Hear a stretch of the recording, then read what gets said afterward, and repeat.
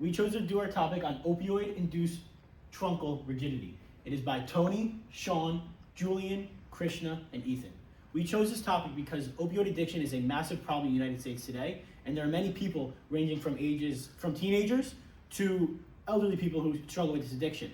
These addictions come up in many different ways, and this could start either an athlete who gets addicted to painkillers and that leads to one thing and they find themselves in a bad situation, or people that hang around the wrong crowd during high school and find themselves with a massive problem with opioid addiction. Opioid addiction is something that is very common in the United States, and you can see many people struggling with this. You have to go into cities, you can look around, people don't look too normal there sometimes, and that's something that was interesting to us, and it's something that we wanted to dive deeper into, find the anatomy and physiology of opioid addiction. We're going to be going over how it affects the nervous system. Activation of mu opioid receptors in the central nervous system leading to rigidness of the skeletal muscles. So typically these receptors are for pain and sedation to help your muscles relax, but when overstimulated and given too much, it can actually cause the opposite and cause rigidness in the body.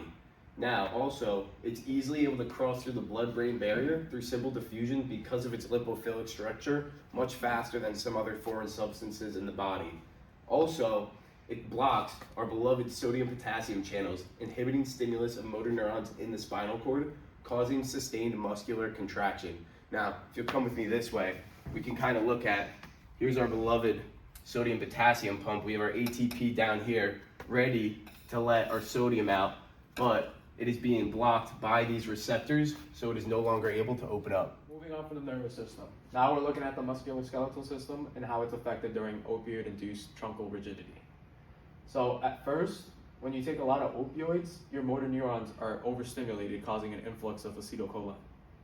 And as well as that, you also see a bunch of calcium flooding in to your cross bridge region, which causes your muscles to tense up. So the main idea is that your muscles stay tense and they can't really go back to a relaxation phase. Over here, I can show you exactly what's happening. So your motor neuron is stimulating your muscle, releasing a bunch of acetylcholine and keeping it really tight. So you can't really come back to a relaxed state and you're stuck like this. Calcium ions from the sarcoplasmic reticulum start flooding into your cross bridge region, which causing the myosin heads to just keep repeating this cycle, and it never stops. So your muscle never goes back to this lengthened position, and it always gets stuck in this shortened position, never allowing your muscle to relax. If we come back here, there's also additional symptoms like lockjaw, where you can't open your mouth for much mastication. And then there's also stiffening of the neck muscles, or people are stuck like this or like this. And then another main part of this is that the muscles of your thoracic wall can't really lengthen during inhalation. So they're stuck with bad breathing cycles, and they really just can't breathe at all. So how does this relate to the respiratory system? For the respiratory system, truncal rigidity becomes very dangerous because it directly interferes with the mechanics of our ventilation.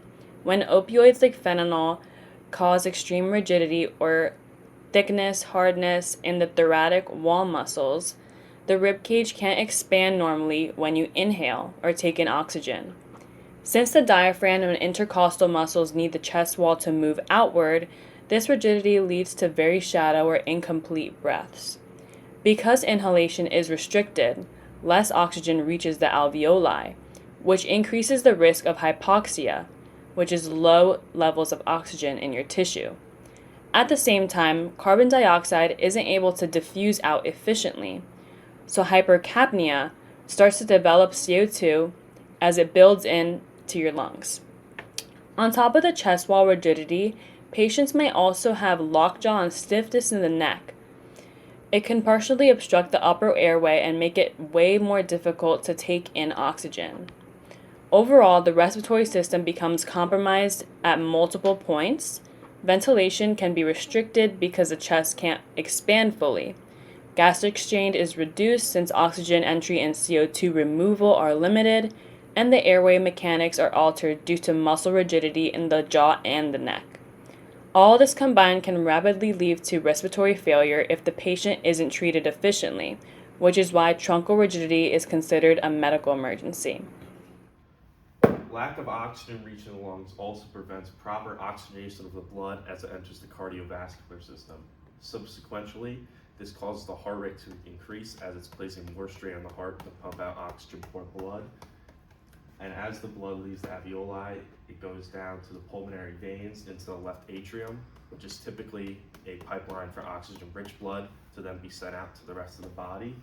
This then causes severe impact on the function of all systems within the body. For example, proper oxygenated blood is not able to reach your brain, which could eventually lead to death and just dizziness, fatigue, which then goes to your muscles, which cannot properly relax or recover from any sort of activity as they're not receiving oxygen to continue to repair and do their function. Don't want a lot for Christmas. There is just one thing I need.